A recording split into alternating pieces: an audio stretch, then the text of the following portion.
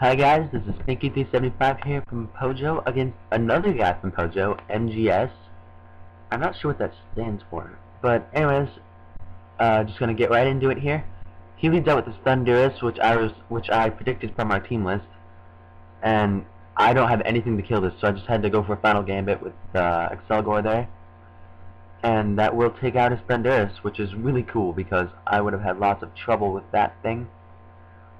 I also have another future video against Thunderous that I was able to take out because he didn't know what I was. So he goes out to a Scarf Chomp against my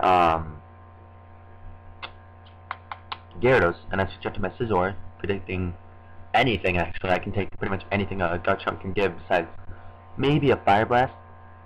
And I forgot he had Heatran, so I went for a Sword Stance here. I should have gone for a Bullet Punch just to pop his balloon. But I gotta get my Scizor the heck out of there because he can't do anything to Heatran. And so he Fire Blasts me on the Gyarados switch, so obviously he didn't predict that. But I predict him to switch into his Garchomp, so I switch to mine here. And luckily he does do that. No, sorry, he doesn't switch to that. He does it later in the battle. He switches to his Fortress, which I can't kill with anything but Infernape.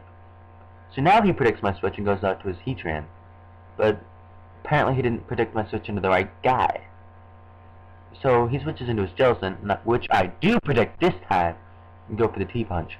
There's so much predicting in this battle, and not predicting, and it's just crazy. So I predict Scald here, so I just go switch to my Garchomp. No, this is where I predicted the switch to his Garchomp. So I got that, and he outspeeds me in the speed tie. Dragon Claw cannot KO a Garchomp for full health, whereas Outrage easily can. So that'll give me the advantage over him, which is cool, but unfortunately he goes out to his Fortress, and that will suck for me. Especially since at least I get the 2-turn Outrage, but he kills me with Payback. An offensive Fortress, that boggles my mind.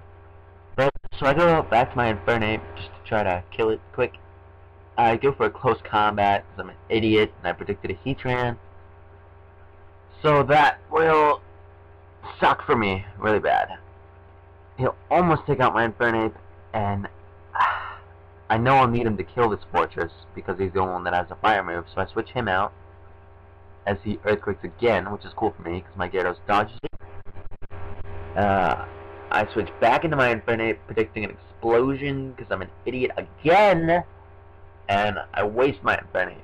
So now I'm thinking I'm gonna die to an offensive Fortress. That sucks. But as there's 3 minutes left in the video, that's obviously not what happens. So I just go for a D-Dance on my Gyarados, just to try to finish off the rest of the team with him maybe or something. And that did a lot for a Fortress. So I'm kind of scared, but I know I can live another one, so I go for a D-Dance. And he goes for another Payback. I wish that didn't get doubled in power if I didn't hit him or something. But he withdraws his Fortress here when he had an easy KO. I don't know why. Maybe he thinks I'm Life Orbed or something, or maybe he thought his Jellicent had Water Absorb, but he doesn't. So that'll be a 2-hit KO on his Jellicent, which is cool for me, especially since I get a Moxie Boost here, which will probably help me take out his Fortress, should I actually take it out. I just go for Bounce because that's my strongest move, and that did quite a bit to a Fortress and paralyzed it. But it hits the Parahax, which sucks for me. I mean, I really didn't deserve the Parahax, but yeah, whatever. So I got to my B-Sharp just because he's got a Sword Stance, and I don't think he has anything to touch this guy. But he gets Parahaxed, so I don't know. I still don't think he has anything to touch me, so I just go for a Sword Stance. Even an Explosion wouldn't do hardly anything. And then I remember his Earthquake, because I'm an idiot, again. But it does less than half, which is really cool. So I'm greedy, so I go for another Sword Stance, because I need more power if I'm to Sucker Punch his Heatran to death, which is the plan.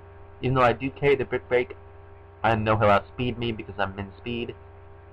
So he does go out to his Heatran, just gonna kill me with a Fire Blast, as I hit it with a Sucker Punch. That will take his Heatran out, which is really awesome. Because I was hoping he wasn't like a Torment Train or something. That would have sucked. But every time against this Scrafty, I use whatever the heck my fighting move is to try to kill it, and then it kills me with Drain Punch. Sick of that, so I just went for a Sucker Punch to get some nice damage on it. Now I got up to my Scizor hoping to wall this thing all day. I mean, it will get recovery. Actually, I think my Scizor is my last guy. I think that's why I went up to my Scizor. But anyways, I get up a Swords Dance, and I'm just going to stall this thing until I get to +6. It doesn't appear like he has Dragon Dance. I don't know why you'd want a Moxie guy without Dragon Dance. It kind of flusters me. But I am +6 now, so I will boost off all the damage he's been doing to me over the last several turns.